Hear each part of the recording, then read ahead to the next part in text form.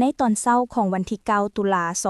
2025ท่านคำแพงไสยสารห้องหัวหน้าห้องการทบทเมืองได้นำเอาเครื่องจำนวนหนึ่งมามอบให้นักเรียนฮู้ทุกข์ยากขัดเขินเพื่อเป็นการบรรเทาทุกข์ที่โรงเรียนประถมสมบุญน้ำงาเมืองใหม่แขวงพงษาลีโดยเป็นเกียรติเข้าร่วมของท่านทองไมไสยสารผู้อำนวยการโรงเรียนประถมสมบุญน้ำงาพร้อมด้วยครูอาจารย์และน้องน้อยนักเรียนเข้าร่วมในพิธีท่านคำแพงไสยสารห้องหัวหน้าห้องการทบทเมืองได้ขึ้นกล่าวมอบเครื่องจำนวนดังกล่าวพร้อมทั้งได้กล่าวแสดงความเป็นห่วงเป็นใยต่อน้องนักเรียนผู้ทุกข์ยากขัดเขินและจะสืบต่อปลุกระดมคนขวายวัตถุปัจจัยมาช่วยเหลือตื่มในต่อหน้าเพื่อเป็นการสุขยู่ให้น้องนักเรียนผู้ทุกข์ยากมีกำลังใจมีความตั้งใจหำเฮียนจนกลายเป็นนักเรียนดีนักเรียนเก่ง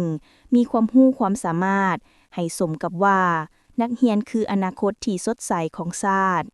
สำหรับเครื่องที่นำมามอบในครั้งนี้ประกอบมีชุดกีฬาจำนวน51ชุดและอุปกรณ์การเรียนจำนวนหนึ่งรวมมูลค่าทั้งหมด 2,185,000 กีบโดยได้รับการช่วยเหลือจากการสมทบทุนของนักธุรกิจชาวเวียดนามที่เข้ามาดำเนินธุรกิจอยู่ที่เมืองใหม่ของพวกเฮาในโอกาสนี้ท่านทองใหม่ไสยสารผู้อำนวยการโรงเรียนประถมสมบูรณ์น้ำงา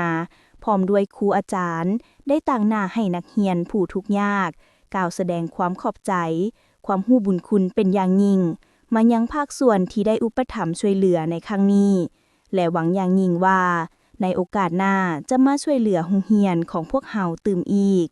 จากนั้นก็ได้แจกย้ายให้นักเรียนในจำนวน51น้องหญิง21น้อง